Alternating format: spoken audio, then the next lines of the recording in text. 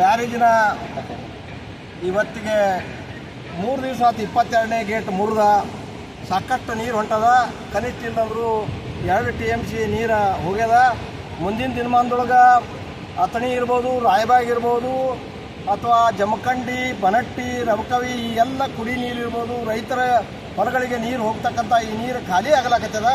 ಅದಕ್ಕೆ ಇವತ್ತಿನ ದಿವಸ ಇಷ್ಟೆಲ್ಲ ಬೇಜವಾಬ್ದಾರಿ ಸರ್ಕಾರದ ಕೆಲಸ ಮತ್ತು ಎಂಜಿನಿಯರ್ದು ಈ ಭಾಗದ ಜನಪ್ರತಿನಿಧಿಗಳ ಬೇಜವಾಬ್ದಾರಿ ಕೆಲಸ ಅಂತೇಳಿ ಈ ಸಂದರ್ಭದಲ್ಲಿ ನಾನು ಹೇಳಬಯಸ್ತಾ ಇದ್ದೀನಿ.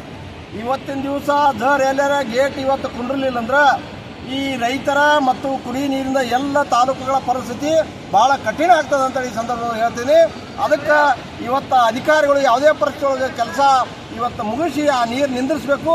ಇಲ್ಲ ಅಂದ್ರೆ ಇನ್ನು ಎಲ್ಲರ ಗೇಟ್ ನಿಂದಿರಲಿಲ್ಲ ಅಂದ್ರೆ ಅಲ್ಲಿ ಅಧಿಕಾರಿಗಳು ಎಕ್ಸಿಕ್ಯೂಟಿವ್ ಇಂಜಿನಿಯರ್ ಇರ್ಬೋದು ಅಥವಾ ಚೀಫ್ ಇಂಜಿನಿಯರ್ ಇರ್ಬೋದು, ಇವತ್ತು ಯಾವುದೇ ಇಂಜಿನಿಯರ್ ಇವತ್ತಿನ ದಿವಸ ಈ ಭಾಗದೊಳಗೆ ಈ ಇಪ್ಪರಿಗೆ ಬ್ಯಾರೇಜ್ದೊಳಗೆ ಏನು ಕೆಲಸ ಮಾಡತ್ತಾರ, ಬೃಹತ್ ನೀರಾವರಿ ಇವತ್ತು ಮಂತ್ರಿ ಇರ್ಬೋದು, ಈ ಸರ್ಕಾರದಲ್ಲಿ ಈ ಕೆಲಸ ಆಗಲಿಲ್ಲ ಅಂದ್ರೆ ನಾಳೆ ಅವ್ರು ರಾಜೀನಾಮೆ ಕೊಟ್ಟು ಇವತ್ತು ಮನೆಗೆ ಹೋಗ್ಬೇಕಂತ ಈ ಸಂದರ್ಭದಲ್ಲಿ ನಾನು ಹೇಳಬಯಸ್ತಾ ಇದ್ದೀನಿ. ಇವತ್ತು